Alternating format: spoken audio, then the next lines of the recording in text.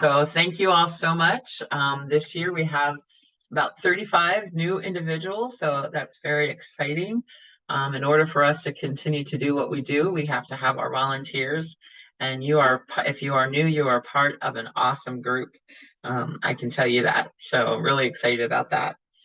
Um, for the upcoming season, we will be having all of our normal sites, except I just found out this afternoon that CASA is not going to be participating this year. So we may have more Spanish speaking clients at all of our other sites, which is fine. We do have access to a translation service that folks will be able to use. I know it's not always the most convenient, but it is an option that we have. I know that some of our sites do have individuals that speak Spanish. If I'm around, I speak Spanish, so I'll be able to translate. I know that's easier sometimes having that face to face, but yeah, so we will have all of our sites back from last year. Looking to add a couple more new sites, potentially one in Mannheim.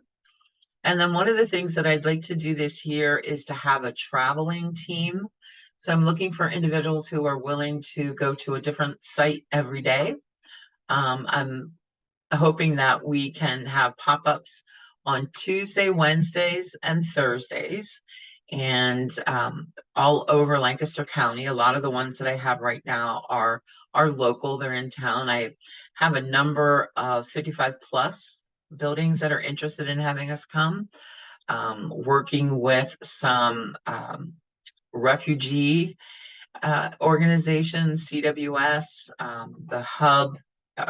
So lots of different, I have a meeting over the next couple of days with some other organizations. So I'm really excited about those opportunities. So if you're interested in something new this year, just let me know if you'd like to be on the traveling team. Like to have 3 or 4 people on the team or every day. You don't need to do all 3 days, but I'm hoping that I can get a couple teams that would be willing to do that. We're also going to be continuing our scanning services that we did last year. And we'll also add, I don't know how many of you were aware that the scanning was being done at the United Way office on Harrington. And we are going to continue to do scanning there, but we're also going to be adding Harrington as a location for tax preparation. So with adding new services and new sites, that means we need site coordinators.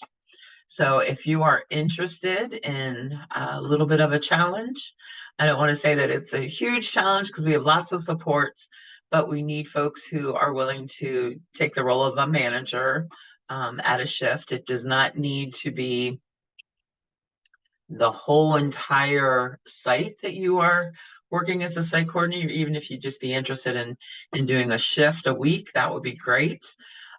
So I'm looking for anyone that is interested in doing that. Also wanted to let you know that if you know someone who is interested in volunteering, it's not too late. As I mentioned, we're going to be recording this session. We recorded the informational sessions that we had in the beginning of October, so people can look at it and watch it and see if it's something they're interested in doing. As we always do, we're recording these sessions, and then we're also going to be having an orientation next week, Monday and Tuesday morning at 10 o'clock, and then a session at 7 p.m. for all new tax preparers. We're going to make sure we get everybody set up in all of the different applications that we use. So that way, when we start doing trainings, you'll be able to get in and be able to just go. So again, if you know someone, just let me know, send me their information, and I will send them the videos. Also exciting news I got this afternoon, the 4012s have arrived. So I will be, I'm not sure if I'll get to them tomorrow, but for sure the beginning of the week. For those of you that are new for what we do, is at the United Way on 1910 Harrington Drive. We have a space that we're able to put our 4012s out along with our 6744s. So 4012s are all of the, Jared's going to refer to those a lot tonight.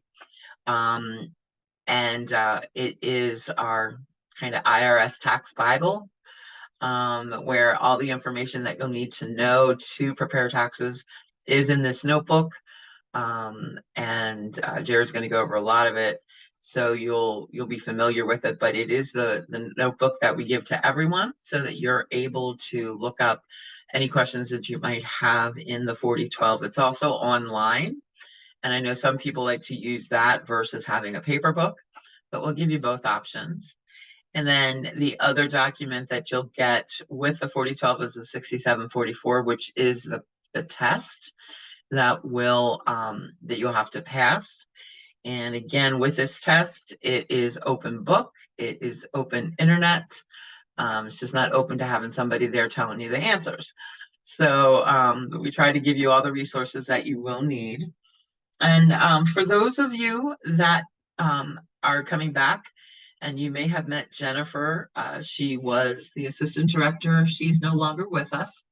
I told the session this morning that when I asked her, why, what's going on, and she said that tax talk wounds her soul.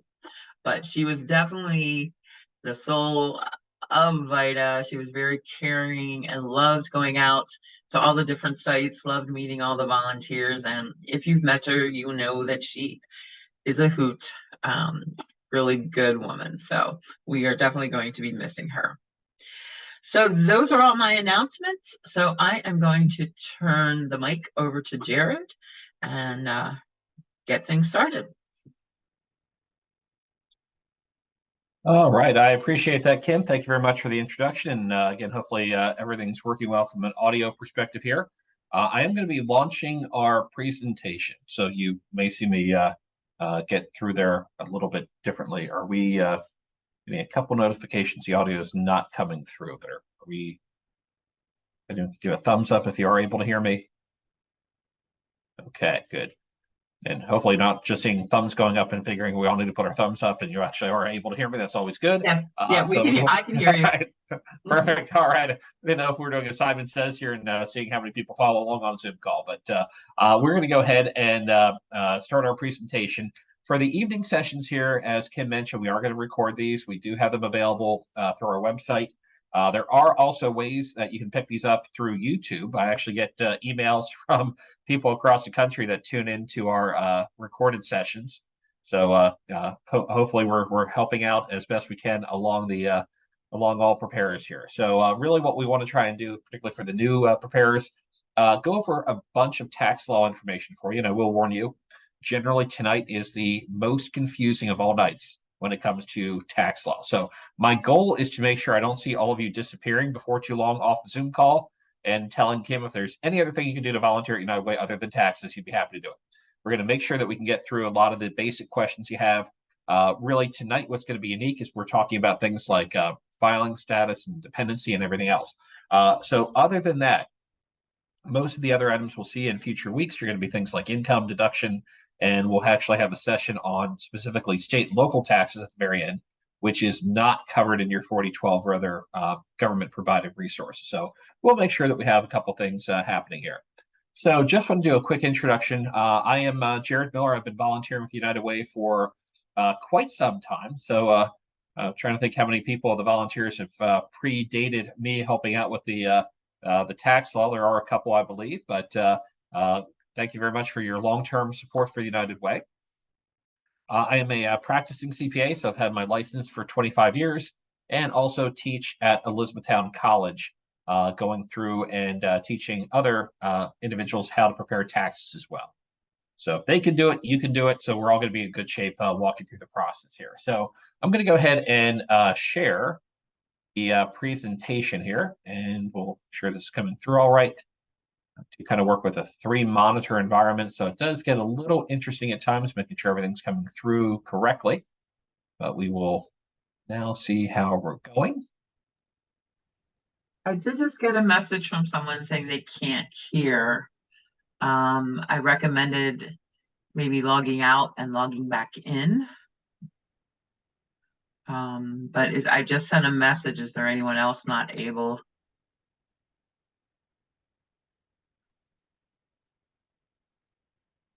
Okay, and before I go much further on the screen share, I just want to be sure we're doing okay video wise and audio wise.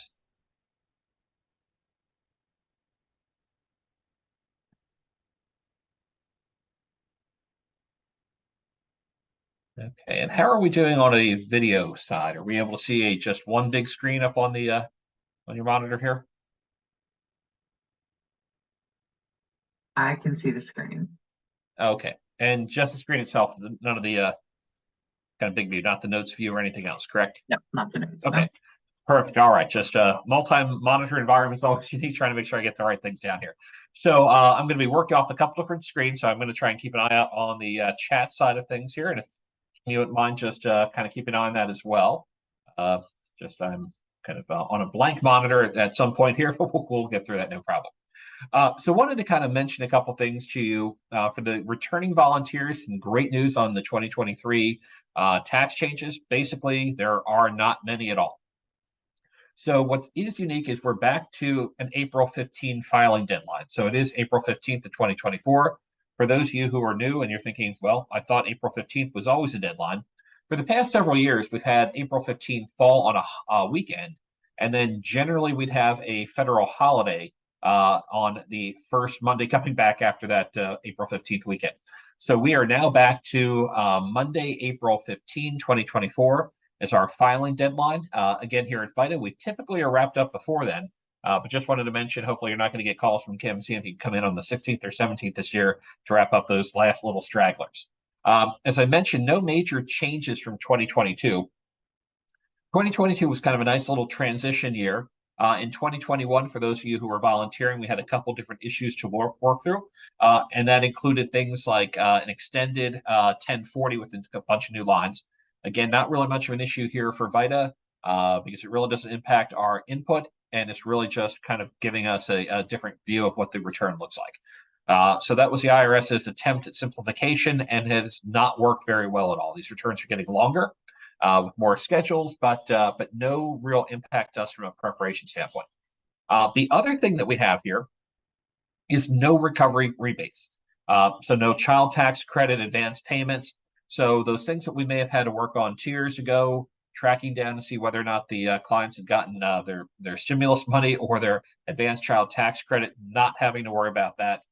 Those are not in. Likewise, we don't have that charitable deduction on top of standard deduction anymore. That has not come back, although I don't want to say completely yet, because Congress always has the ability to go back and make some changes here before the end of the year.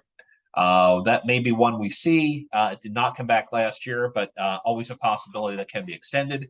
And we will keep you updated in case anything does change from that point moving forward.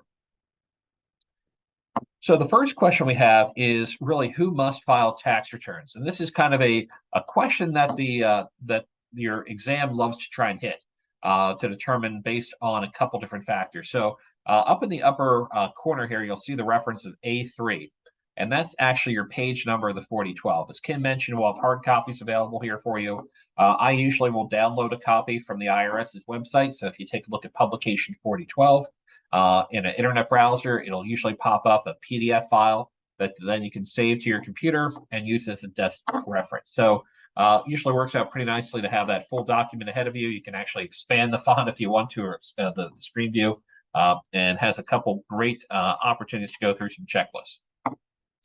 So the first thing I want to take a look at is using the 4012 and the file on A3 to determine should a taxpayer, or do they need to file a tax return?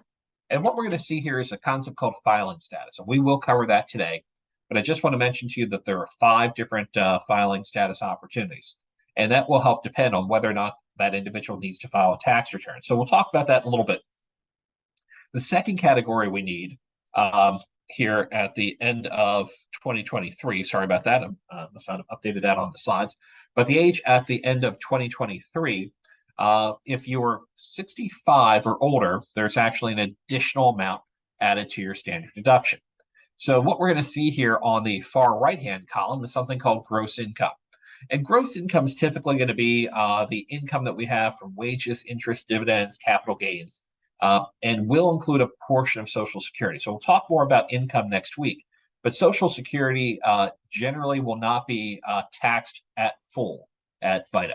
At most, Social Security is ever going to be taxed at 85%, but based on the income threshold we have for the VITA program, typically Social Security may not be taxed at all or at a significantly reduced rate.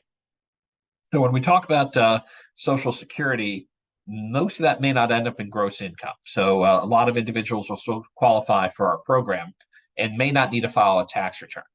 So that far right-hand column is going to go through a couple of pieces that'll show our new standard deduction. So the new one for 2023 for a single individual, not over age 65, is $13,850. For an individual who is 65 or older, they have an additional amount added. So their standard deduction, or the amount that they need to get over before they have a filing requirement, is $15,700. For married filing jointly, that is effectively double, except for the age 65 and older component. That's not the exact same activity as doubling for a married filing jointly.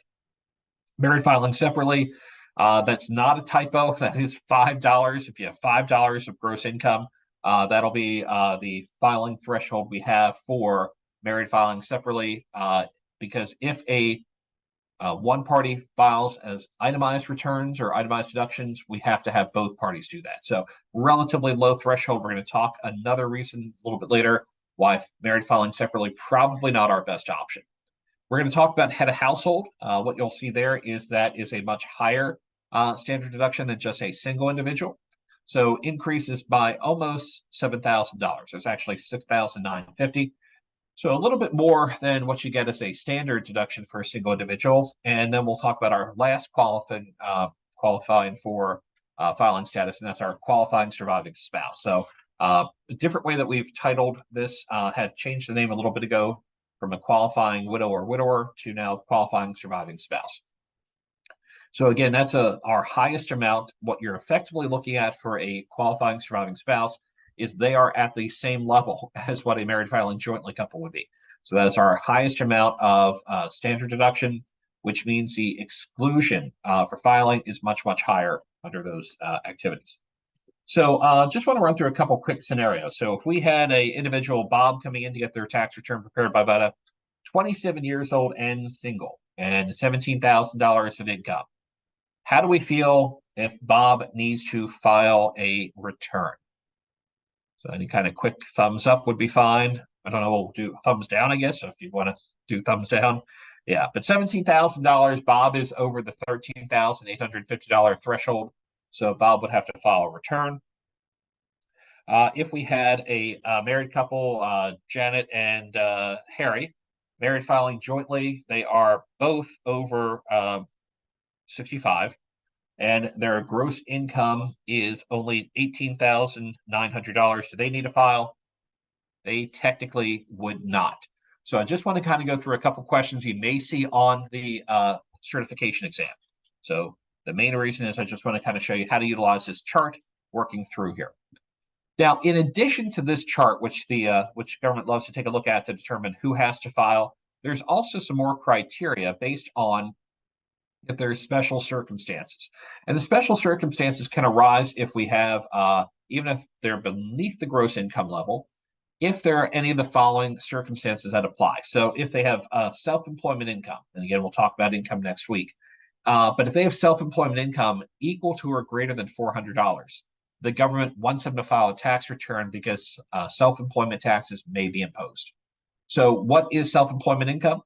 That would be anyone who might have a side job or an independent contractor.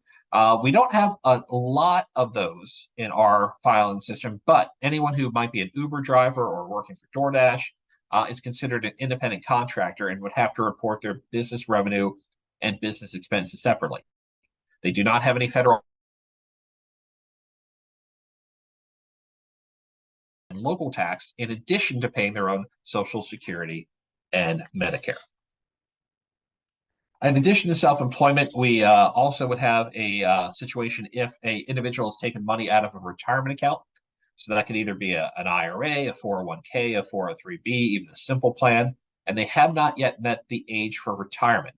And again, we'll talk about that with the 1099R next week. But if we run into those scenarios, they very well may be subject to penalty as well as tax on those monies. So they would need to file a return in that case. Also, we're not going to have this going on much longer, but we may have a repayment of certain tax credits, and that goes back to a first-time home buyer credit that we're very, very close to the end of that repayment period. But if an individual comes into VITA, they should know that they have that to be repaid. We do like to take a look at their prior year returns just to make sure that we are accounting for all the information. If they've been in our site before, their prior year information should generally be available to us. So the taxpayer should know if they have any repayment and they are required to file. The big one, and if you notice it is in red, it's in bold to attract your attention.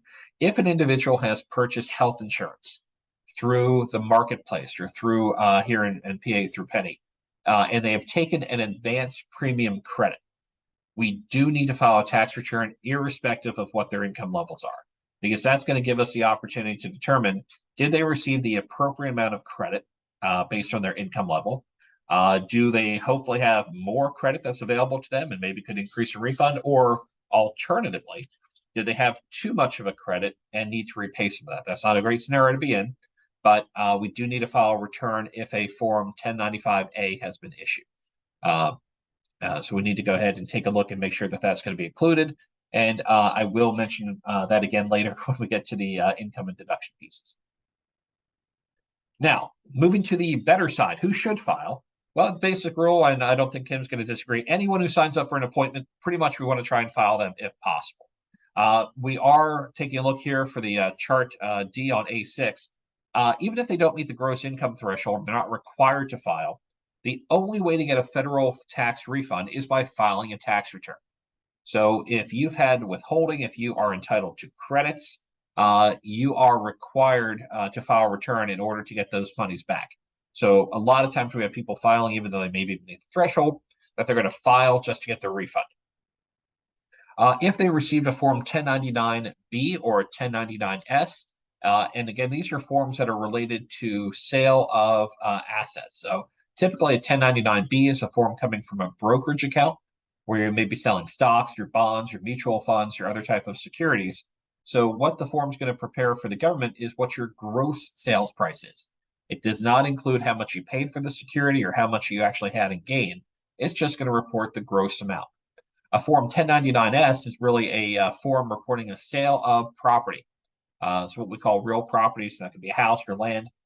Generally not issued if you're selling a personal residence. So typically the title insurance company or the brokerage agent will not issue a 1099-S if they know it's a principal residence. If one is issued, we'll talk a little bit more next week about how to report that within the tax layer system, but something we'll need to keep in mind. As I mentioned about the credits, one of the main reasons we have people coming in here to VITA is to make sure that they are entitled and taking advantage of all the credits that they are subject for. So that would be the earned income credit, the additional child tax credit, would also be a refundable American Opportunity credit. Maybe they'd be entitled to the senior citizen credit or the recovery rebate credit. But the other one we're going to take a look at is for Pennsylvania filing purposes. There is a Pennsylvania property tax rent rebate, and we actually have a number of clients that come in just for us to help them out with that report. That is a filing that we can do through VITA. Our software will generate the forms necessary for us to help mail in to Harrisburg to go ahead and have our individuals take advantage of that PA property tax or rent rebate. And again, session 4, we'll talk more about state and local taxes. All right, another thing I just want to, I'm sorry, yes. Yeah, quick question on the prior side. Sure. There was a year, I believe, that there was a first-time homeowners credit that required repayment, and then there was another year that didn't. What was the year that actually required the repayment? That is an excellent question. I am believing it was it's going way back a little bit. I'm thinking it was 2008 and 2009 were the 2 years. I'd have to double check that, and I might be able to take a look during the break. But you are correct. There was a 2 versions of the first-time home buyer credit. One was it was to be repaid equally over a 15-year period, which is why I think we're right near the end of that coming up here. But then they changed their minds and had another credit that followed and said, If you apply for it this year, you do not need to repay it. But I will double check that information for you. But I believe it was the 2008 or 2009 tax year in which that had occurred. Yeah. Does that help out for now? Yes, sir. I believe Okay. 2008 was it. That's what resonated, but I didn't remember which one. Yep. I think the 2008 was the repayment one. But again, I will double check that for us here. Okay. Yeah, so that'd be one of the reasons why you would have to file a return, even if you don't have a tax filing obligation. Just one other quick point I want to make on the who should file. There may be times that people are going to be coming in just for that PA property tax rent rebate or other forms that they need to file. We can still file the federal return. The federal return, even if you don't have any taxable income, can still be filed. There's actually an opportunity to go ahead and enter within our miscellaneous income or other income a opportunity to put in here that they are just going to put in $1 of income, and you can actually just put down in order to file a return. So that gives us the opportunity to go ahead and take a look and have that return filed. As long as there's just $1 of income, that will allow us to go through and that return will be processed. It will not impact the taxpayer or their tax liability at all. We have some people who just like to file a return and make sure it's getting through to the government each and every year. Okay, a couple other things I just want to mention about the taxes here. So mailing address on a return. So when we take a look at filing a return, we want to have the current address on the tax form. So if the taxpayer lived in one location for all of 2023, but they moved and now they live in a new location by the time we're filing the return in perhaps February, March, or April of 2024, we want to be sure that the new address, the current address, is on the tax return itself. So it may be different than what's going to be on the government forms, the W-2s, the 1099s, but we want to go ahead and put the current address down. So that may mean we have to go ahead and do a little bit of modification for the other forms because the address will pull from the front as we enter it, but we want to be sure the current address is listed. That way the government can get in touch with the taxpayer a whole lot easier. If there are situations we have for moving, like a local return, we'll show you how to go through that in our session number 4. All right, how are we doing so far? All right, I will now move into an area that, particularly for brand new people, is going to seem somewhat interesting of how the government has come up with their definitions. I'm going to start talking about a child in a little bit here. And just before we get there, I want you to picture in your own mind what you would think of the definition of child would be. And then I'm going to show you how the government's going to say you're wrong. Because the government defines child in about 17 different ways. And we'll talk about things like dependents. We're going to talk about child tax credit coming up. We're going to talk about other activities such as child and dependent care. All of these start with the basic frame of child, but we're going to take a look at some different ways in which that's going to be classified. So what we're going to take a look at first is what we call dependents on a return. So a dependent is an individual that effectively that you are helping throughout their process here. So you get a dependency exemption for certain individuals. And in order to take a dependency exemption, the taxpayer themselves cannot be a dependent of someone else. They cannot be claimed as a dependent. So what we want to take a look at here is that if that individual is claimed as a dependent on another person's return, they are not eligible to claim a dependent on their own return. So we just want to be cautious of that. But in order to be a dependent, the person being claimed as a dependent has to be either unmarried. So that's kind of a first rule. And then another thing you'll get to learn about the U.S. tax code is we're going to give you a rule, an exception, and then potentially an exception to the exception. So that's one of our first ones we're going to take a look at. So generally, the individual has to be unmarried. So that's our first criteria to be a dependent. So if they're married, that typically would kick them out. However, the exception to that exception is if they're married and they're filing a return jointly, just in order to get a refund, then they're eligible to be claimed on another taxpayer's return. We don't see that very often here in Lancaster County, but that situation could arise, particularly if you may have an individual who's relatively young. They have the person they're with is going to be in the military service or deployed, and they decide to go ahead and get married, but the individual is still living at home and still a dependent of his or her parents. So that could be a situation where that dependent's technically married. They're going to file a married filing jointly return, but it's only to get a refund back for any of the taxes that they may have paid. So that's still eligible for a dependency exemption. Very rare circumstance. So the other thing we're going to take a look at are the other rules would be that the individual claimed as dependent has to be a U.S. citizen, a U.S. resident alien, a U.S. national, or a resident of Canada or Mexico. A couple special exceptions in adoption cases. Again, we don't really see those much in VITA, but those are our general rules. Have to be a U.S. citizen, U.S. resident, U.S. national, or a resident of Canada or Mexico. And then we're going to have to try and fit them into one of two definitions, either a qualifying child or a qualifying relative. So those are going to be things that you're going to see on the C3 of the 4012. And these are pretty nice guides we can go through and talk about what that can look like. Sorry. So let's get into a unique definition of qualifying child.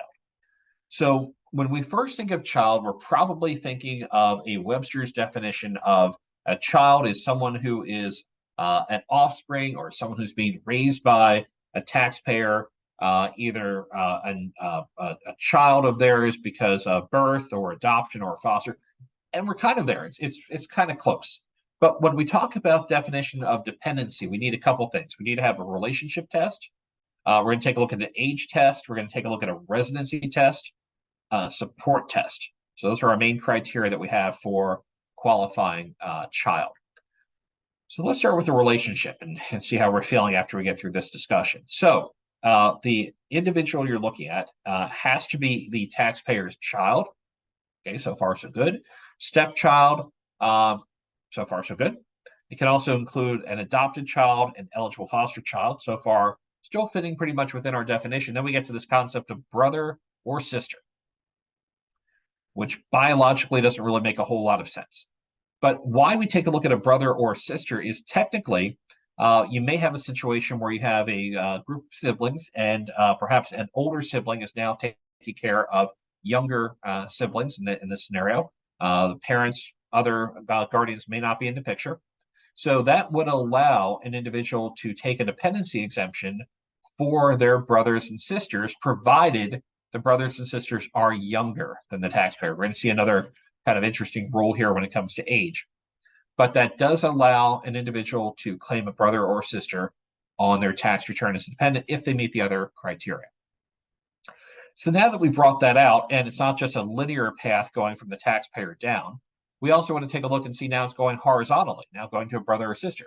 So it means any descendant of any of these eligible people also count as a dependent. So that would mean nieces and nephews. It also means grandchildren, great-grandchildren, anyone who's a descendant of either your child or a descendant or even your brother or sister, descendants of them, could also count as a dependent.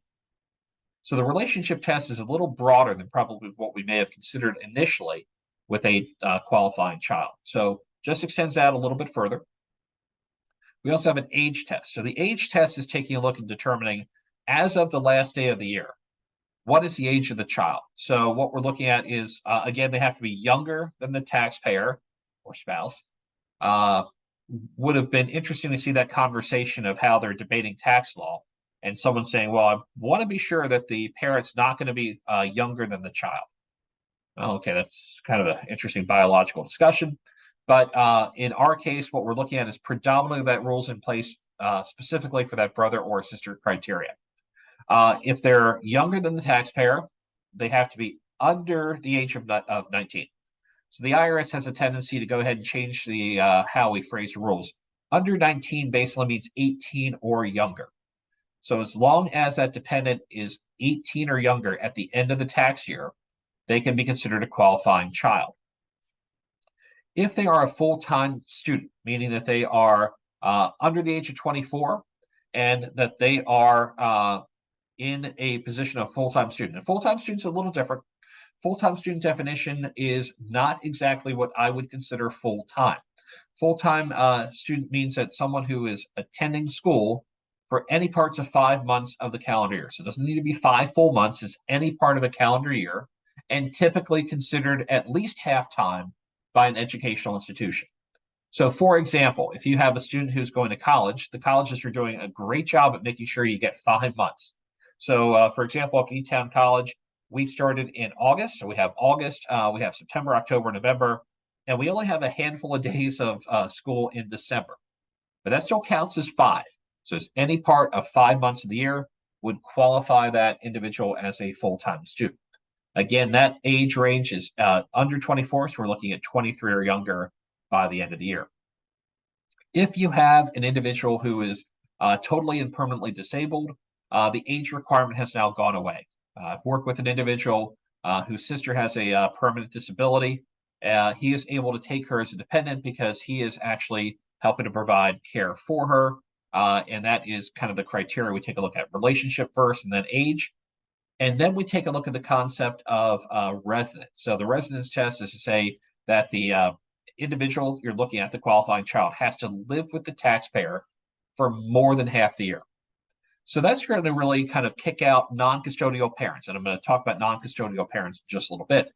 But the child has to live with the taxpayer for more than half the year. These are the basic IRS rules. They're going to first make sure that you meet the relationship test, you meet the age test, and then they go to residence test. So that's our next criteria. The fourth test is a support test. Jared? Yes, sir. Yeah, go ahead. Jared, yeah, another tricky question. I've Sure. seen this on our site. The taxpayer, it says younger than the taxpayer or spouse. There's the word or. Yes, that's correct. Does it actually have to be younger than both the taxpayer and the spouse, or just younger than either one of them? Just younger than either one of them. Yeah. So yeah, kind of a scenario that we'd have there, Ed, would be in case you have a individual who is remarried with someone younger than their children. It only has to be one of them that qualifies. So yeah, so it's not and it's younger than the taxpayer or the spouse. So hopefully it's not a situation where it's a your step parent is younger than you are. Something happens to your parent, they get remarried, and that's even younger than them. But kind of an odd situation. So typically, we're just looking at the taxpayer or spouse, and that's really again the premise of that rule is effectively to allow the brothers and sisters to be considered as a dependent, and would not preclude if for some reason that an individual is marrying someone who is younger than their children, that's not going to kick them out of taking a dependency exemption for them. Okay, did that help answer the question? Perfectly, thank you. Okay, wonderful, fantastic. Okay, so one of the other things we're going to be taking a look at here is this concept of support. So support is basically taking a look and saying, we're not asking who actually provided the support. We're simply asking to see, did the child provide more than half of his or her own support? So when we take a look at where money's coming from, if you have a child who may have a part-time job, but we're not using any of that money to help pay for things like food, clothing, shelter, and you're putting all that aside for college savings or maybe just a savings account for future purposes, none of that's used for support. So we don't even need to bring that into consideration. If the child is actually using their own money to help pay for rent or paying for clothing or paying for food, then we may run into a little bit of a scenario. I don't think we really hit this too much within VITA, but just want to remind you what the technical rules are for the IRS certification process. So as long as the child does not provide more than half of his or her own support, they're going to be okay. It doesn't say the taxpayer has to. So you could have a individual, they have a child living with them, but a grandparent or an aunt and uncle provide the support for the family. That's fine. They're still going to be considered a dependent of the parent. We don't care who's supporting the child, just the child cannot provide more than half their support.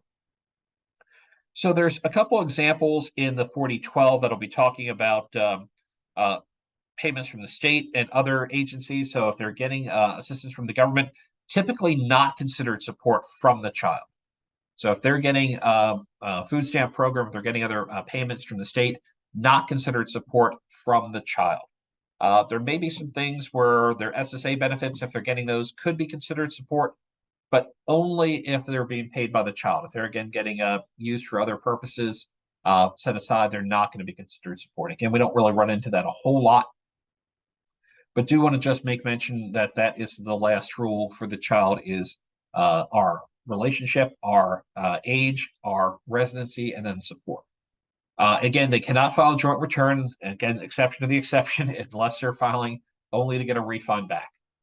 And what we're going to take a look at is with these expanded rules, we can have a unique scenario where multiple people could claim a child or attempt to claim a child on a return. So if you have a scenario where you have a grandparent, a parent, an uncle, all living under the same household, the child's actually going to qualify for more than one individual because they're going to meet the relationship test. You're going to meet the age test. That won't change. They're probably not providing more than half their support. And if everyone's living together, they're living with everyone for more than half the year. So I just want to mention to you that we have a tie-breaking chart, and that's actually found on C4 of your 4012. And just want to review that with you a little quickly here of what would typically happen. The IRS will always referee this process if more than one person tries to claim a child.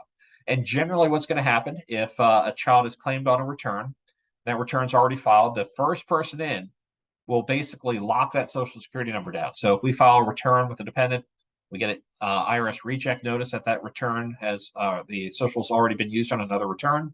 It probably means someone else has already claimed the child.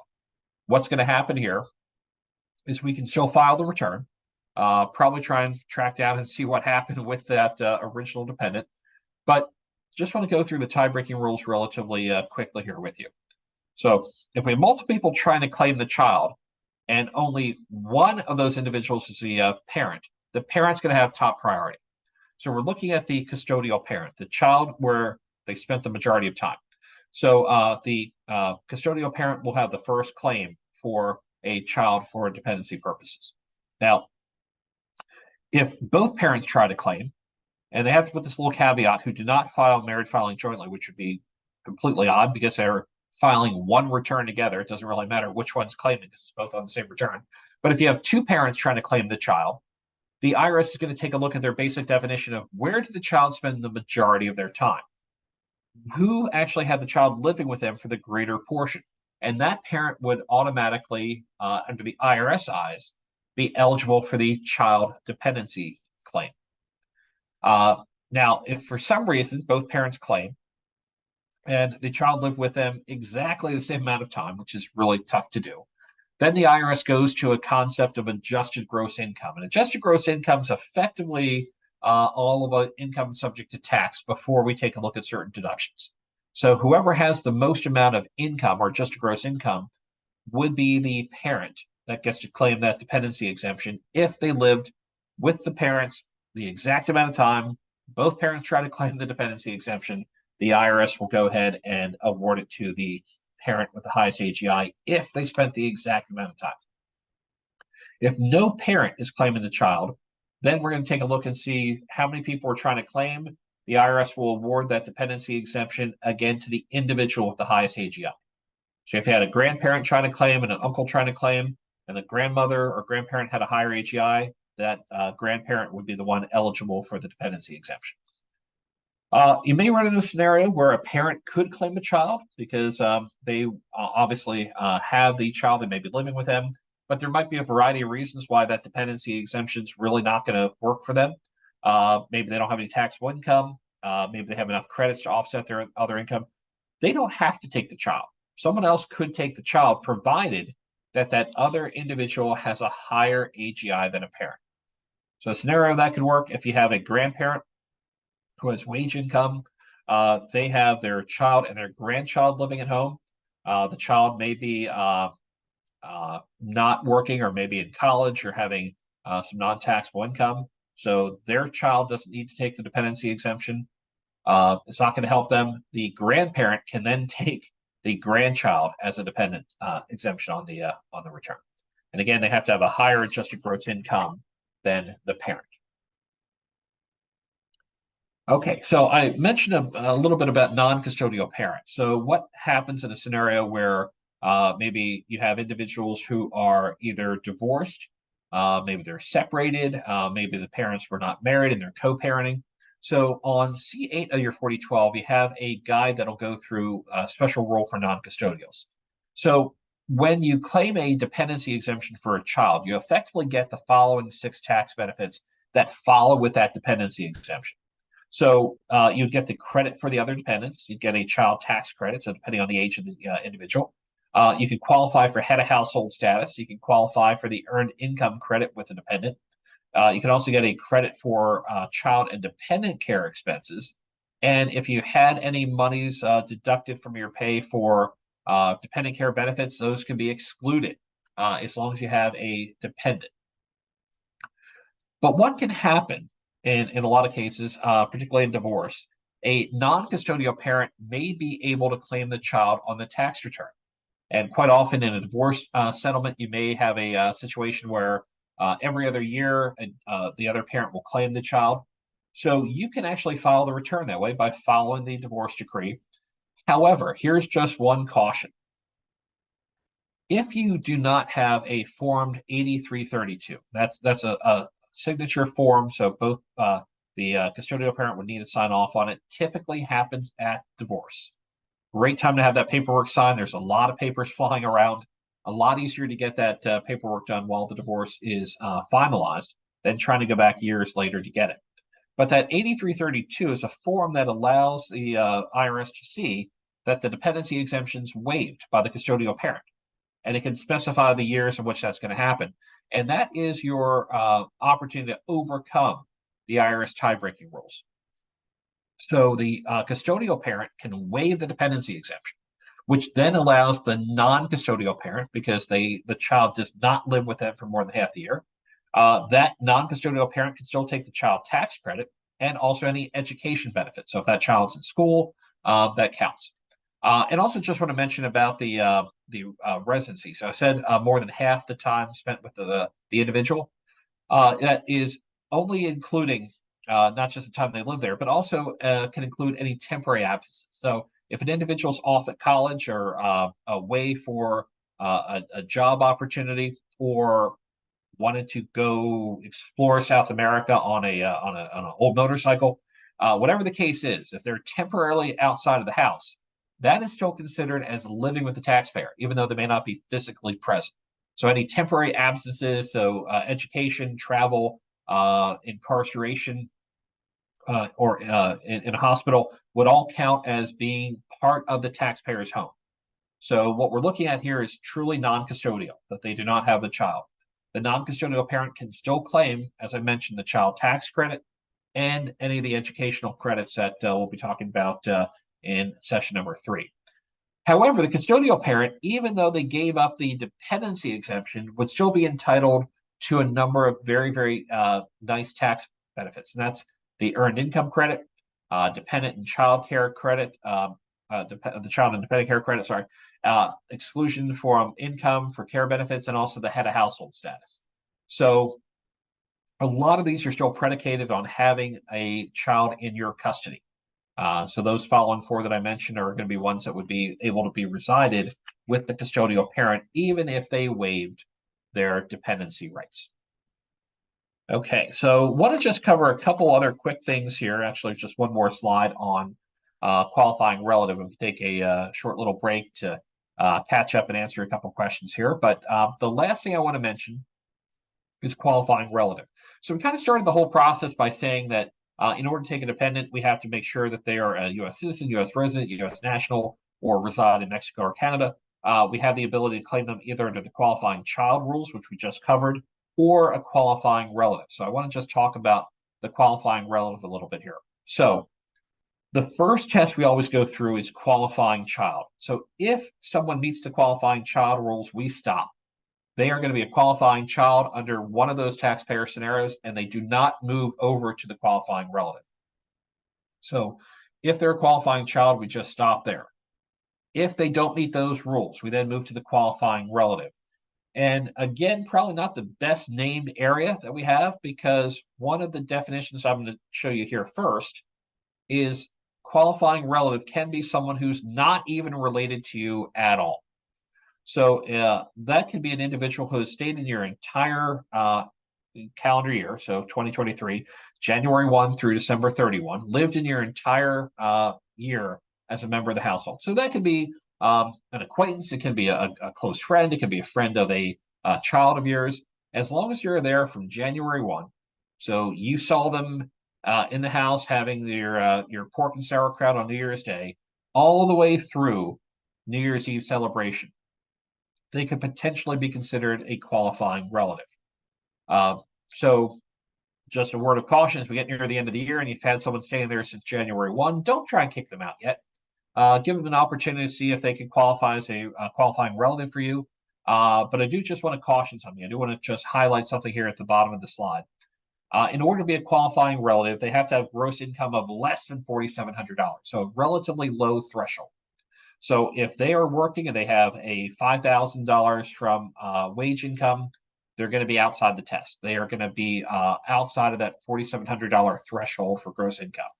So if that's the case, if they've been kind of sitting on the couch all year, holding out for a middle management job and have not been working, maybe we can slide them under that 4,700. But if they've been doing some side jobs, maybe working part-time, and they're going to be over $4,700, it's not going to help. We're not going to be able to qualify them as a qualifying relative. So if they get near the end of the year and they're seeing the ads for seasonal help needed for retail or hopping on and helping as an Amazon or FedEx delivery driver, and they're going to be more than $4,700, they will not qualify as a qualifying relative. So just want to point that out. Now, the other thing that kind of is a little odd about this process is how we define a relative under the Internal Revenue Code. So a lot of us probably have a definition that we already thought of a child, and we kind of already changed that for you, added brothers and sisters. But when we think about a qualifying relative, we're effectively looking at our entire family lineage. So kind of a good way to think about it, if you open up a ancestry DNA tree, or if anyone's done genealogy, it's pretty much anyone in there with a couple exceptions. So these are probably people you might see at a family reunion, a large holiday gathering. If you're all going to Disney and wearing the same t-shirts, probably people that could be a qualifying relative. But I'll just explain how we go about the process. So a qualifying relative under this test could be your child. Again, not a qualifying child, but could still be your child. Stepchild, foster child.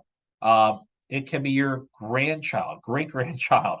Again, we go back to the brother and sister definition. So it can be your brother and sister, half brother, half sister, stepbrother, stepsister. Can be your family going up your lineage tree. So your father, your mother, your grandparents, great grandparents. And then we're going to take a look at any other ancestor. So it cannot be a foster parent. That's the only kind of caveat that we kicked out going up the ancestor line. Also includes, as I mentioned, stepfather, stepmother. Also includes any of these activities moving down from those family trees. So your brothers and sisters' children and any descendants of them are considered your qualifying relative potentially. So your nieces, your nephews, your aunts and your uncles also count as there because they're coming off that family tree. Also by marriage, so not just by blood, but brother-in-law, sister-in-law, father-in-law, mother-in-law, son-in-law, daughter-in-law, all count as well. So when we go through this whole process, the only one that kind of gets carved out in this entire definition are cousins. They're the only ones that don't fit into this family tree. So a cousin cannot be taken as a qualifying relative unless you invite them to stay at your house for an entire year. And make sure they don't leave before that year is up. Again, one of the big things we're going to take a look at, the big problem that we have, is this gross income of less than $4,700. It's a relatively low threshold, not a whole lot of earned income. Where we may see this occur, you could potentially have a parent claimed as an other qualifying relative because the Social Security may not be considered in that activity for gross income.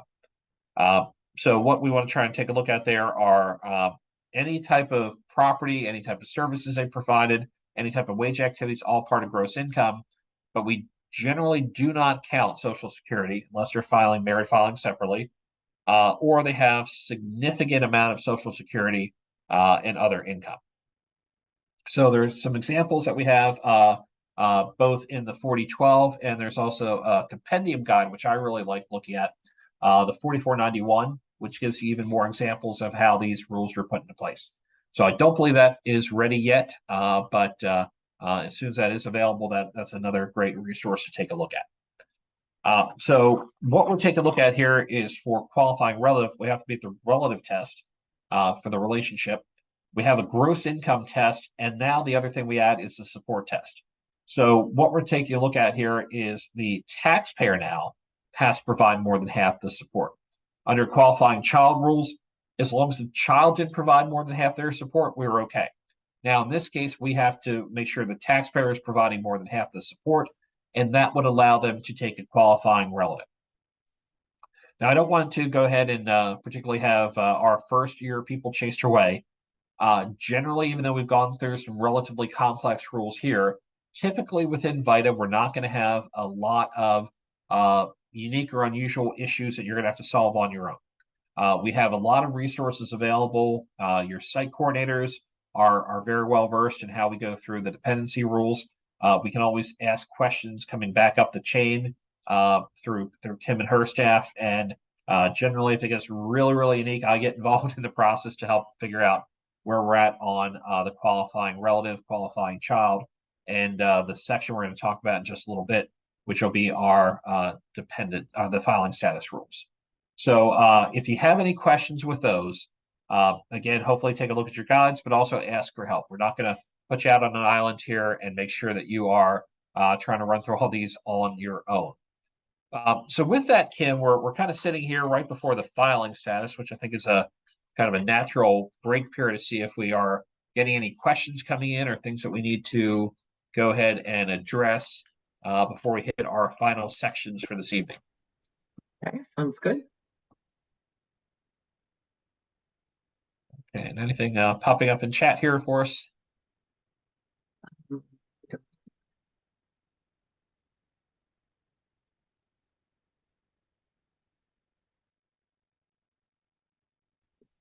I have a question, if I can ask. Go ahead. Yeah. So I was curious, this is my first time around. I was curious when you were talking about the non-custodial parent issue. When we're working with a client and let's say someone comes in and says, oh yeah, I have this, the 8332, my ex-wife and I, you know, whatever we changed. Like, do we actually have to see that paper, or do we take the client's word that they have this arrangement or they have the form? Or do we actually have to see it to know it's their year to file or claim the dependent? You know what I'm asking? Oh, absolutely. Yeah. So it's a great question and kind of pertains to a lot of different things that we have. Generally within VITA, we're going to go ahead and take the client's word for items. So we're going to be very trusting of the client coming in. And we've had a very good track record of people not using VITA as a place to come in and try and get some unique things done on a return that should not be done. So generally, we're going to take the taxpayer if they say, hey, this is 2023, I'm entitled to take the child in a odd number year. We can go ahead with that process. We may want to say that we can remind them of the rules in case there's a question to say, if the IRS comes back and if you and your former spouse both claim the child, here's what the tie-breaking rules would be. The 8332 is one that would basically say it doesn't matter who had the custodial opportunity for the child. That means that the custodial parent has waived it. That is kind of our best kind of trump card to go ahead and get rid of those rules. If they don't have it, the IRS is going to revert back to their process. So they don't really care what the divorce agreement says. They will go back to the tie-breaking rules, and that goes back to custody. Yeah, There was a I'm sorry. Thank you. Perfect. Thank Good. Yeah. There is a question in the chat, and I had to step away for a couple minutes, so I'm not sure if you answered it. So if a child is born in 23 and only lives 4 days, are they able to be claimed as a dependent? Generally, yes. So, I'd have to double check the rules there. There are some unique circumstances. If they have been with the taxpayer, they are eligible for a dependency exemption. So that means even if you have a child born on December 31st, they've only been alive for 1 day, they can still qualify as a dependent. So, I believe there was kind of a little bit of an issue in the past, not much when we weren't involved in it, where the hospitals generally like to go ahead and show the first baby born on January 1st, the very first baby of the new year. And I believe there was a comment that the doctor had asked, do you want us to try and get this one out before the clock strikes midnight so you get a tax deduction? And apparently the IRS did not like that too much when they had the option of getting an advance on the dependency exemption.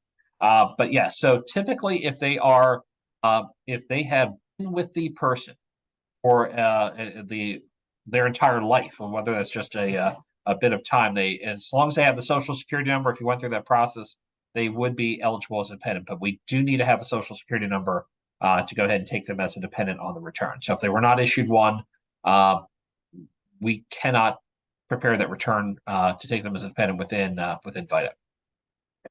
That was actually a follow-up question. Oh, okay. Would they have to have a social security number? And is one required to be a dependent? Yes, so you do need to have a social security number, or you may have an ATIN, which is an adoption tax identification number, which is generally when you have a process where you're still going through an adoption to be able to be claimed as a dependent on return. But generally, we need to have a social security number in order to claim that dependent. Or even if they're born on December 31, we should have enough time before we file the return for that social security number to be processed. It doesn't take that long of a period to get that issued. But yeah, we would need to have a social security number in order to claim that child on the return. All right, so that's all the questions in chat for now. Okay, great. All right, wonderful. Good. So we can certainly, if you have ones coming through, feel free. I mean, I'm happy to address those as they come up, or again, feel free to throw them in chat. And maybe a couple things we'll have to go ahead and double check on here. But certainly keep them coming. So always enjoy the opportunity for us to have the ability to have a conversation around tax law here. Okay, so moving into the next section of our first training is really the other area that has some unique issues, particularly if you have not filed returns before, and that's determining a taxpayer's filing status. And there's 5 different opportunities we have here for a filing status for the current year. Just want to remind people that every year we have to go through and determine the appropriate filing status. It doesn't mean if they've been filing head of household for the past 7 years that they automatically get it for the 8th year. So it's not locked in. So every year we want to evaluate and determine what the most appropriate filing status would be. So I'm going to go through the 5 different ones here. Again, on the 4012 and the B12 and the B13. It sounds like we're either talking about bingo or vitamins here, but that's your best resource. Walk you through the tax season to have your 4012 available for you. The first one I want to mention is single. So hopefully single is going to be one in which it's a fairly clear-cut definition. At the end of the year, so literally as the last day of the year, we want to determine what your marital status is. If you are not married at the end of the year, your default status is going to be single. So here in Pennsylvania, we don't have kind of an interim divorce. It's either you're married or you're not married. So if you're not married as of the end of the year, you would typically be a single individual unless we qualify you for one of the remaining 2 that I'll talk about in a little bit. We may have a situation where we ask people about their marital status, and they'll come in and say, "Yes, I'm married." And say, "Oh, well, great. Do you have your spouse's information?" Well, I don't have any spousal information. They died in 1979. Okay, that's fine. You may still consider yourself married, but for purposes of the Internal Revenue Service, you are not married if your spouse has died before 2023. So if you are a widow or widower and your spouse died prior to 2023, your status will be single, again, unless you qualify for another special status. How are we feeling on the single part? Okay, doing okay with single. That's generally not married. Doesn't mean that if someone's on Facebook and you put down his complicated relationship status, we're looking clearly at December 31. Were you married or are you unmarried? Now we're going to get into the, if I'm going to use a double negative, that doesn't really work out too well. If we are married at the end of the year, we have a couple choices as well. So if you are married at the end of the year, you can file a joint return with your spouse. If you're married and living together, if you're married and living apart, you can still file jointly. Again, we don't have this in Pennsylvania, but if you're separated under a interlocutory divorce decree, we don't have that here in PA. We also do not have common law marriage. So we're really looking at the first 2 bullet points here in Pennsylvania. So if you are married at the end of the year, you can choose to file jointly, even if you're not living with your spouse. If your spouse died during the year, so if you were married and your spouse passed away in 2023, you can still file a joint return as long as you have not remarried by the end of the year. And typically, we're probably not going to see many of those scenarios. The ones I could probably think of will probably be getting headlines on national news or Dateline NBC or something, where a spouse passes away suddenly and mysteriously, and a couple days later, the surviving spouse remarries. If that's the case, you can only file a joint return with your new spouse. The spouse that's passed away, that's probably being investigated for any life insurance policy, would have to file married filing separately. So if you are lost your spouse during the year, you can still file a joint return for the year that spouse dies, provided that that individual did not remarry.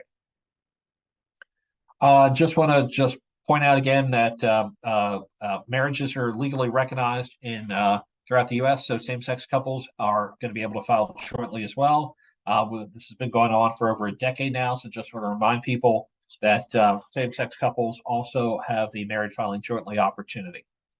And I think going back to a question earlier, might have been from Lindell, about do we have to have proof of documentation? So we don't need the 8332 necessarily. We also are going to take people at their word that they are married, so we do not need to see their wedding album. We don't need to have them bring in the top of their wedding cake for us all to enjoy after a couple of years of being in the freezer. If they say they're married, we're going to take them at their word. So they don't have to produce a marriage certificate or anything else. So generally, we go ahead and take the taxpayer. They do need to provide documentation. So if someone's coming in trying to take a dependency exemption, we do need to get the Social Security card and ID, if applicable, with anyone they're going to claim on the return. So it does give us a little bit of opportunity to go ahead and ensure that we're complying with the rules that the IRS has set. So married filing jointly, pretty much if you're married at the end of the year, that would be our preferred methodology of filing, married filing jointly return. You can choose to go married filing separately. You're still married at the end of the year, but you may choose to file separately. There are very, very, very, very, very, very limited reasons why that's going to make sense. One would be, it could potentially be a savings for you tax-wise, but generally that's when you have such a discrepancy between a high income earner and someone who's very low income. That's one of the rare exceptions that they would have the ability to save taxes by filing separately. We do often get people who say, I do not want to file with my spouse because I'm afraid of the joint liability. And joint liability means that when you file a return together, the IRS can go after either or both parties for any type of underpayment. If there's a adjustment to the return or an audit, they can collect the money from either of the parties. So I just want to go through 2 quick scenarios of what can happen in that situation. We may have someone come in and say, I don't know that I have a good understanding of what all my spouse does, so I don't know if I feel comfortable under a joint liability perspective. So we have 2 different provisions. One's what we call an innocent spouse relief. And that's generally occurring whenever there's an adjustment on a return, like an audit or something else, where the party, the spouse, has no knowledge of any type of fraud or any other type of irregularity with the tax return. So if you're truly not aware that your spouse forgot to report all of their income or took excessive deductions to get their income relatively low, the government can go ahead and have you be exonerated from that piece. That's not going to be your responsibility. Innocent spouse provision, a little bit more outside of our realm within VITA, but it is an option. But you truly have to have no knowledge that there was any type of fraud or any other type of irregularity on the return. So if you're signing a joint return and your spouse is in the a self-employed individual and they're working all the time and they're reporting that they have $6,000 of net income at the end of the year, but you're aware that you actually not only have a primary home, you have a beach house, a mountain house, you go ahead and you take a vacation for 2 months out of the year, not just down to the Jersey Shore, somewhere on the Conestoga River, but you're going to the Maldives, you're going to St. Kitts or some other place like that. If you have multiple vehicles, depending on what day it is, you can take out If you basically have never had regular rice and you only eat risotto, it probably is a sure sign that they've made more than $6,000 that year. So that will not allow you to take innocent spouse because there's some reasonable knowledge that there's more income coming through that's not being reported. Another issue that we sometimes address, and a little bit more common, particularly within VITA, is someone may say, I don't want to file together with my spouse because my spouse has past tax debts. Maybe the IRS is going to take the refund due to back taxes or child support or student loan payments. And states can also attach a federal refund as well. And you can say, well, we don't want to file because every time I file, I don't get my refund back. So I'll take a much lower refund, but at least I get something. Well, the benefit we have here is something called an injured spouse. So not an innocent spouse, but an injured spouse. And we actually have the form 8379, which can be prepared within VITA.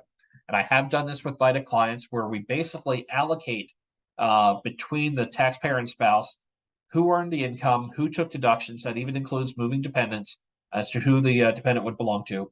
And you can isolate that individual's refund. So the IRS is only going to be able to take what the party that owes the money would have been getting back in a refund. The injured party, the spouse that had nothing to do with that past tax liability, can still get their full refund, or at least their portion of the refund on a joint return.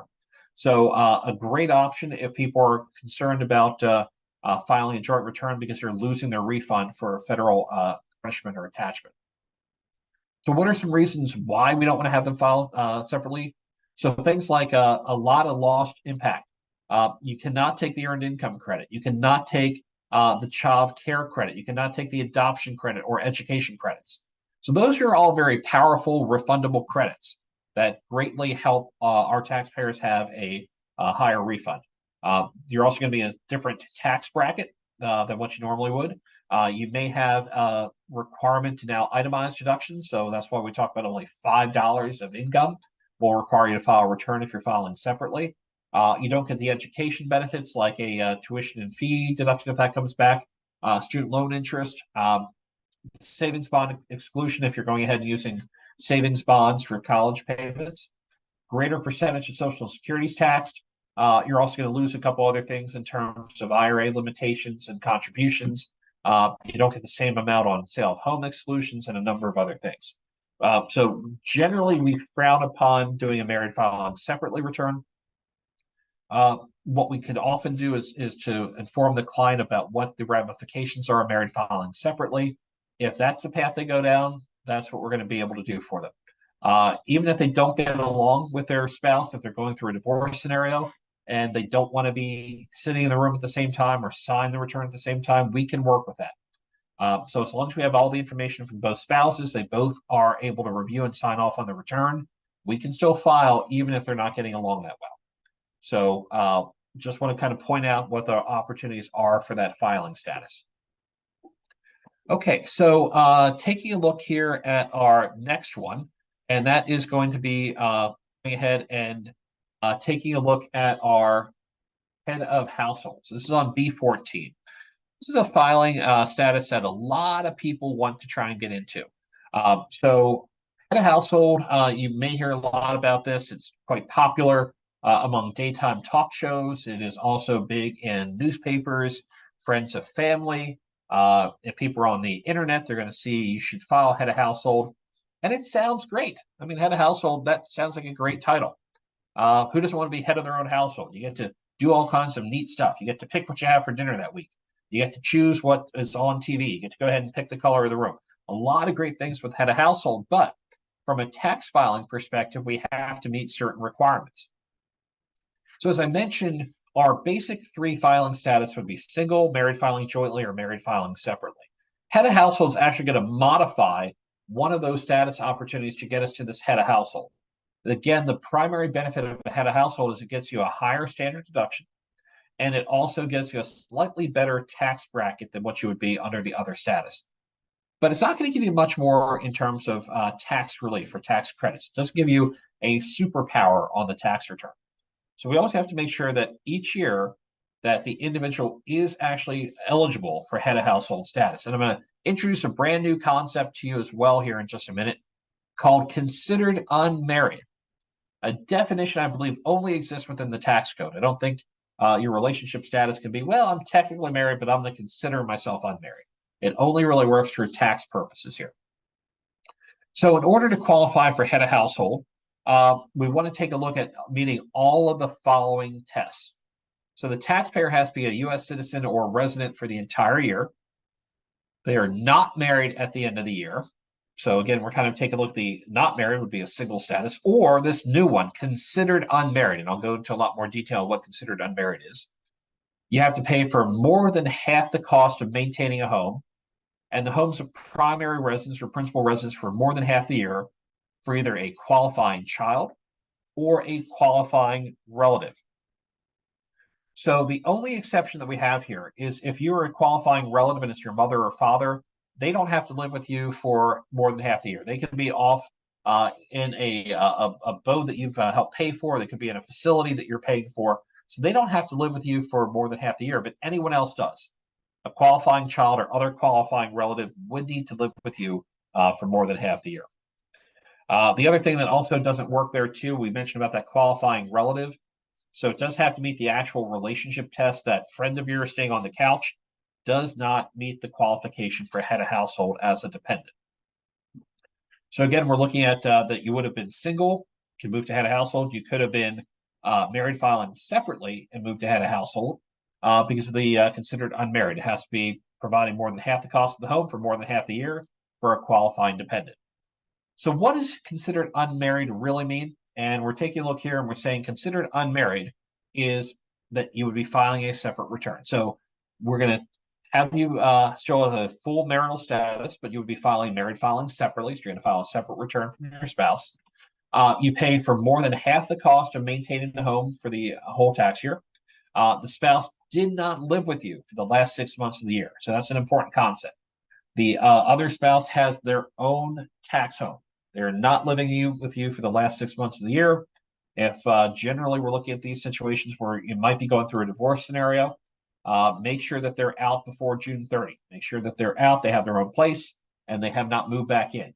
Go ahead and change the locks if you need to, but make sure they're not living in the house for the last 6 months of the year. And for the considered unmarried, this is the most important step, this very last one here. The taxpayer's home is the main home for more than half the year. And again, the temporary absences do not count against you. So again, vacation, incarceration, military service, illness, education are not going to count against you for more than half the year. But it has to be your child, your stepchild, adopted or foster child. So grandchildren will not allow you under the considered unmarried piece to qualify for head of household. So if you're married and you're filing jointly, file jointly. If you're married filing separately, you will not get head of household status by claiming a grandchild. It has to be an actual child. So again, we take a look, and it would be a child that you would claim on your return unless you went ahead and you waive that dependency exemption to a non-custodial parent. So that's basically taking a look at what a considered unmarried is. So we're basically taking a single individual, putting them in head of household under our first rule here. If you are married at the end of the year, you can be considered unmarried if you meet all of these qualifications for filing a separate return, maintaining a home for more than half the year by paying all the costs, and a dependent's living with you for more than half the year, and your spouse did not live with you for the last 6 months. And what we take a look at is what the cost of maintaining a home is. And this is on B15. So a cost is going to be anything related to the home itself. So we're going to take a look at things like property taxes. The government uses the concept of mortgage interest rather than mortgage payments. So the mortgage interest, the reason why we use that is we get a form 1098, which will show the mortgage paid for the entire mortgage interest paid for the year. So we have to allocate that and make sure that the taxpayer who's attempting the head of household is paying for more than half. Rent, utilities, any repairs and maintenance, any of the property insurance, any other household expenses, any food consumed within the home. So this definition didn't really update at all in the past couple of years. But traditionally, what we thought of the food consumed in the home is groceries you're bringing back to the household to make food. That definition was before the advent of things like DoorDash and Grubhub and things that would bring food to you. So if you're paying for food that you're consuming inside the home, we want to take a look and determine, did the individual pay for more than half of all of these expenses? So we don't have to go line by line. And I'll give you another hint here too. We actually don't need to do any of that. We're going to rely on the taxpayer to certify that they have done it. But meals outside the home don't count. So if you'd like to take your family out for a nice meal, that's great, but that's not going to be considered the cost of maintaining the home.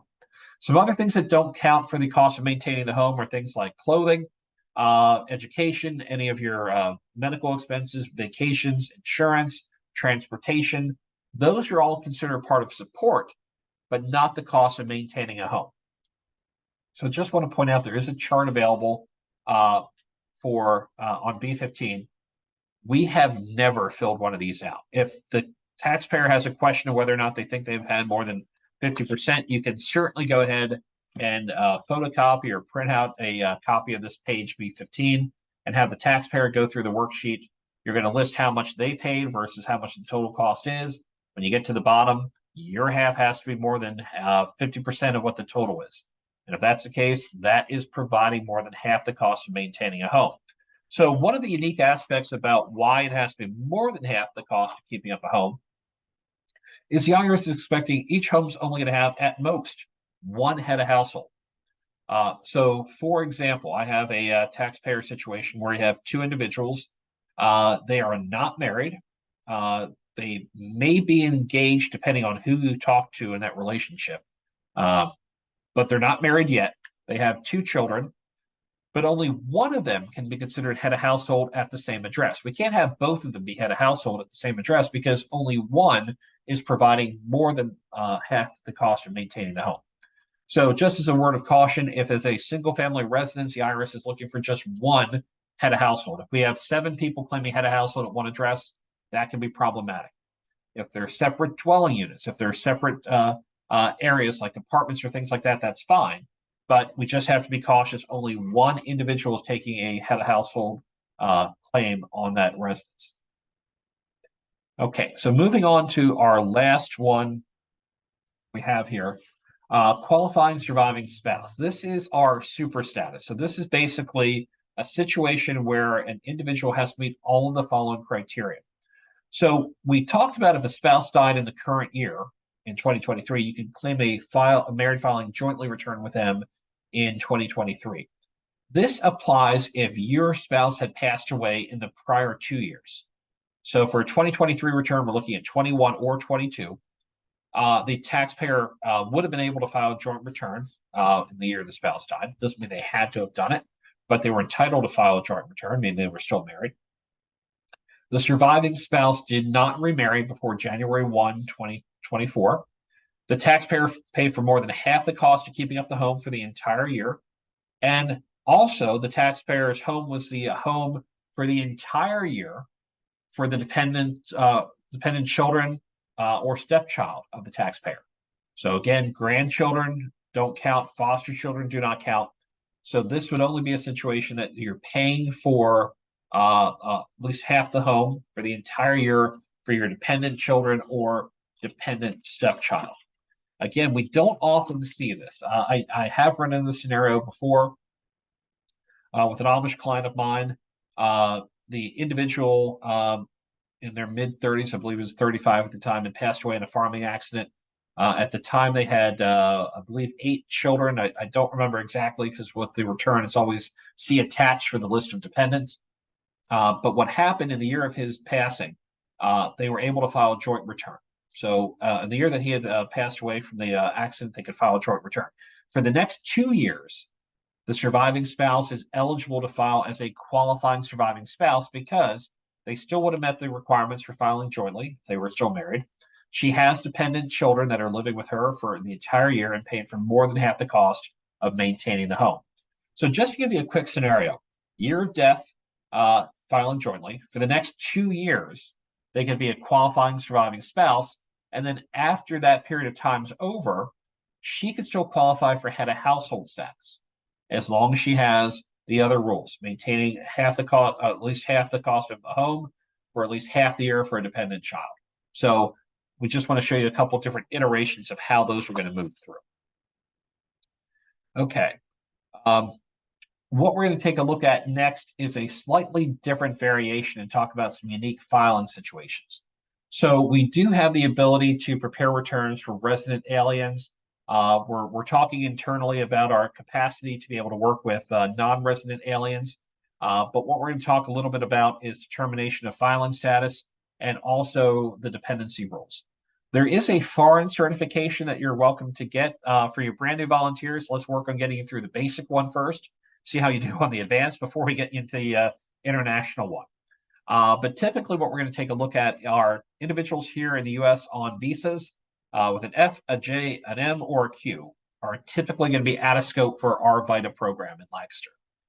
If we have any questions, we can kind of direct them toward Kim and some others to determine what we'd like to be able to do. I think we're looking at the opportunity, if there's a way we can service or recommend where those individuals go to be serviced for returns.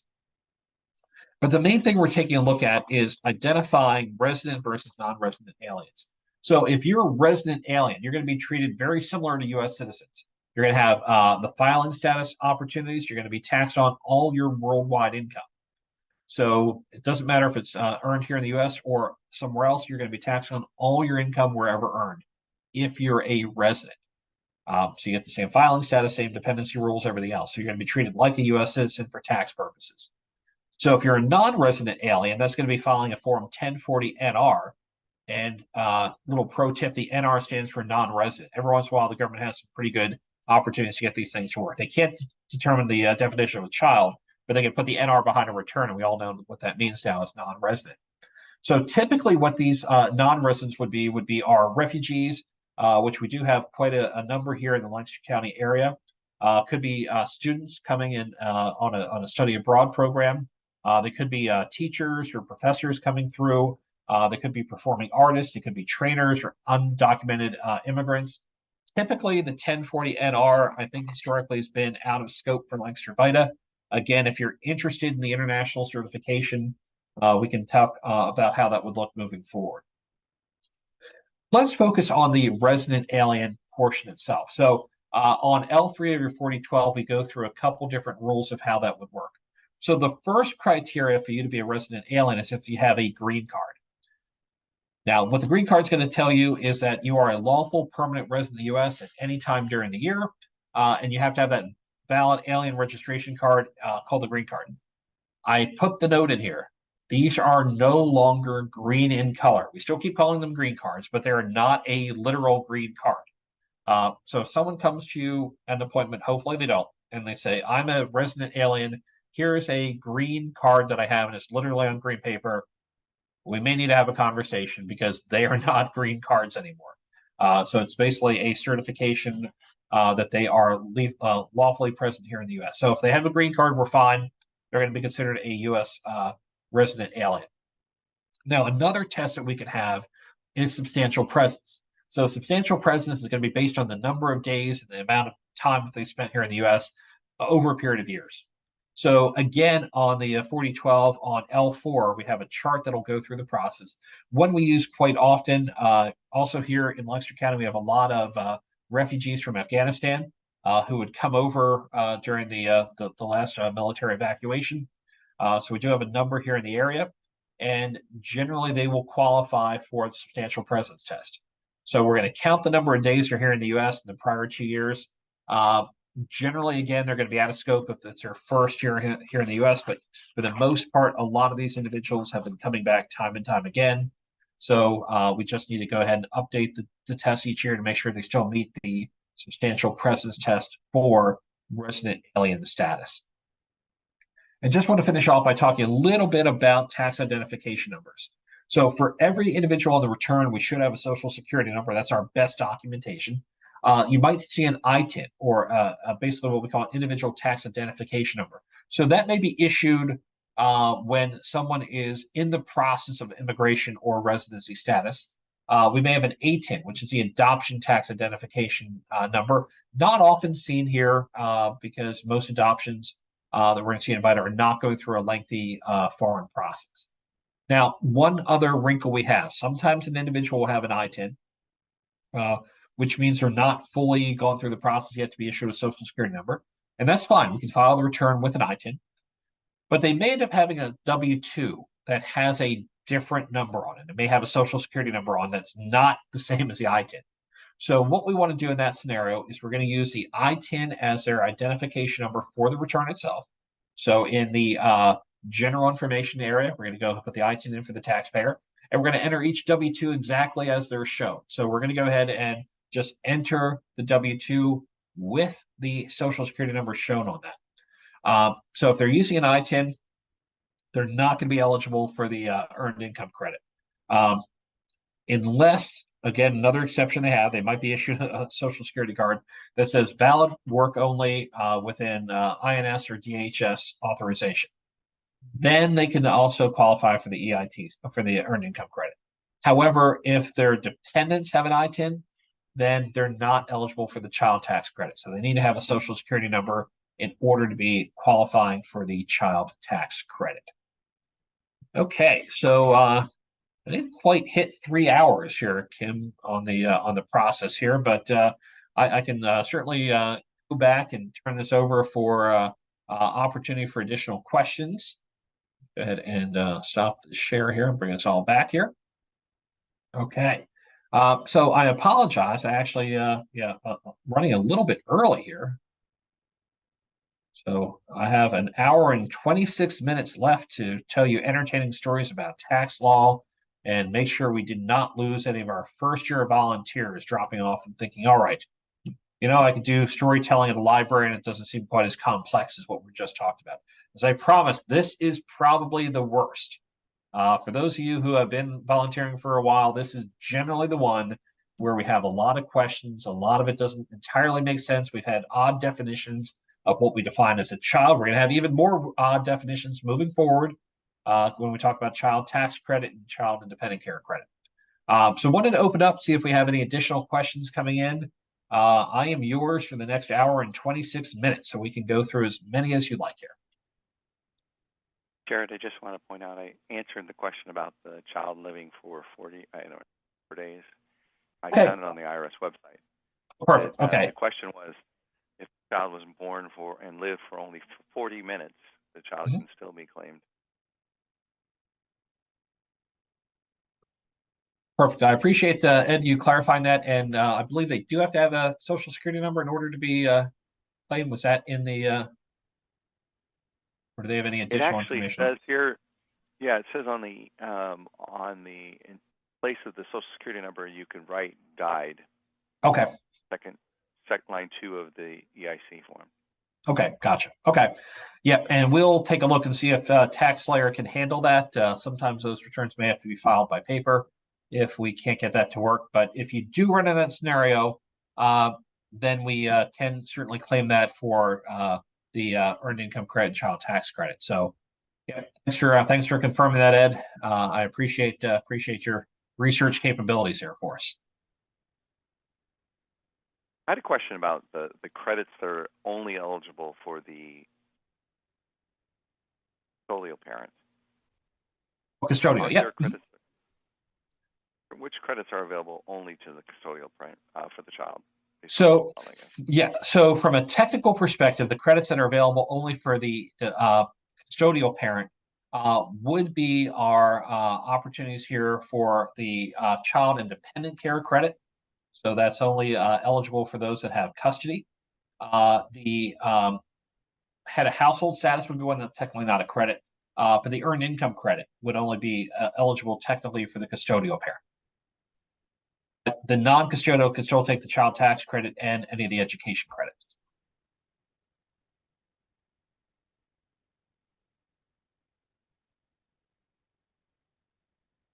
Okay, does that help out, Ed?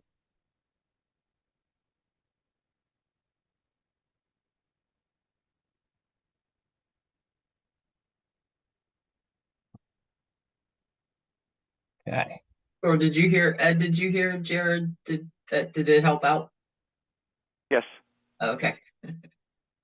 All right. Yeah, and also in your 4012, I think at the where we talk about the rules for custodial and non-custodial, there's a couple more examples or definition of that as well. So if you need to take a look at those. And that's where we get into a bit of a unique issue, is ensuring that if we have a non-custodial parent, What are they truly entitled to? So technically, if they're non-custodial, they would not be eligible for the child and dependent care credit because they do not have custody.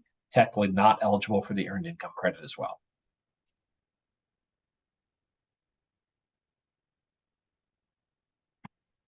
I have just two quick announcements, Jared, before we finish. Oh, absolutely. Yep. I'll be sticking around to make sure we answered everything. And it looks like we've lost a couple of people, and I'm hoping it's just because there's something exciting on TV at 7 o'clock tonight that they all wanted to watch, or they're having dinner or something else. And I did not bore them to death on the first night of our training here. So try our best to keep them around for 3 more sessions here. But yeah, go ahead and take it away, Kim. All righty. So just want to remind everyone that for the sessions the next 3 weeks, it'll be the same link that you used tonight. So I won't be sending out a new link every time for the session. It's the same one. And someone had asked me a question in the chat. Not sure if everybody saw it, but I know there are some folks on tonight that weren't able to make the face-to-face, and so they'll be going back to face-to-face. I will have 40 copies of the 4012 at the next face-to-face session. So if you go there for that, I will have them. You don't have to come by the United Way and pick them up. But I will send an email out once they are ready for folks to start picking them up. That's all I had. Hey, Jared, this is Annette. I have a question, and we saw this a couple times last year, where an individual is technically married. They're not unmarried. And they don't know where their spouse is. They haven't been in contact with the spouse, but we would have to report that as married filing separately. Yes, that's the correct position we'd have if you are married at the end of the year. Your options are married filing jointly. And if you don't know where the spouse is, we can't file jointly. You could file married filing separately, or you could meet the head of household qualification for considered unmarried, but only if you have a dependent child living with you. So that's correct, Annette. That technically they would have to file married filing separately. Although in today's technology age, hopefully someone can do a Google search or Facebook, try and track them down and make sure that they haven't gone off, added another spouse on at that point in time. So hopefully they're not out there already remarried and pretending it didn't exist. So I mentioned a little bit earlier, I have clients that they're, depending who you ask, they may or may not be engaged. She had a little bit of an issue getting a prior divorce. So technically they would have been married. She would have been considered married because she was still technically married, but because of her dependent child would have been eligible. And that's who we took the head of household status for, to get out of that married filing separately classification. But you're right, Annette, it would technically be a married filing separately. If you do not have the social security number, you can put that in, I believe, and I have to rack my brain. I believe it's all nines, or there's a way that you could put that in to have a social security number not known if they don't know what that is. But I've run into that situation before. I've had a client who was married overseas but has not seen the individual since then. I don't know if they're going to be on a reality show, but they're technically married. They don't have any idea of what the other spouse's income is, so they can file separately from that status. Okay, and that was the second part of my question, Okay. that when you do file married separately, you need the spouse's social security number.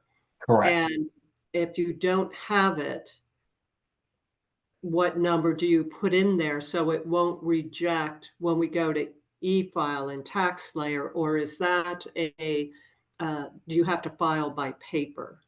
Right. That one, I believe, has to be a paper filing if we do not have the social security number. Okay. So you can file if you have it electronically, but if you don't have it, we can still prepare the return. We just have to file that for federal purposes electronically. I'm sorry, file it for paper for federal.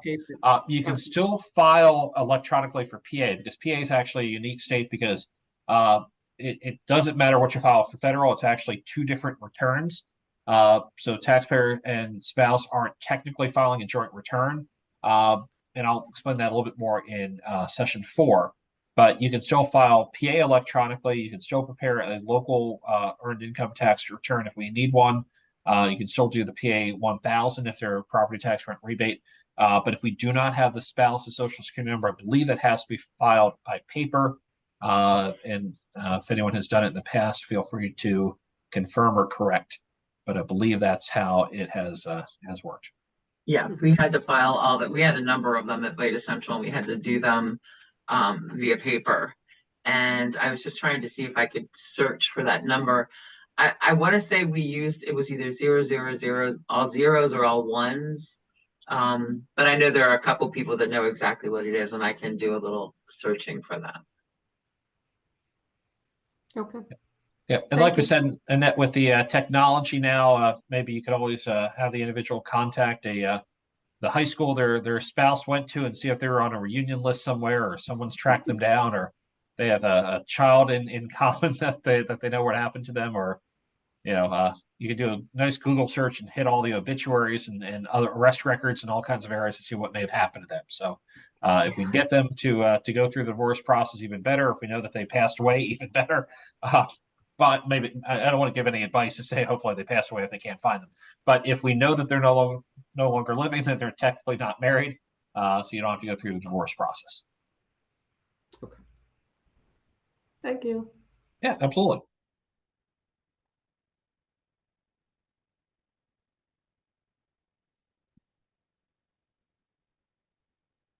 Okay, and certainly more time to talk about any tax questions anyone has. We have an hour and 16 minutes we can be hanging on the call here for anyone. Looks like Dennis is enjoying his time in San Francisco in the Bay Area. So, West Coast time, hopefully. But if you have any questions, I'd be happy to stick around. If not, I think, Kim, you got through all your announcements. So, good. I'm still waiting for you to stay. Oh, no, yeah, that's not happening. So, yeah, if anyone's holding their breath, let me know where your address is. We can get the ambulance over there. So anyone's passing out from lack of oxygen. I will not be singing tonight. So we'll see how the rest of that goes. But you're welcome to stick around if you like. If you'd like to go, feel free to drop off, and I'll stick around just if there are any last-minute questions that you come up with. If you've heard anything you want to talk about, or if a friend of yours has a question, we usually get a ton of those. I'd be happy to help address if we can. So have a great evening, everyone. Hopefully we didn't lose any of the first volunteers, and we'll see you back for more exciting things with week 2. We'll talk about income, followed by deductions and credits, and then with our state and local process. So enjoy your evening, everyone. We'll see you later.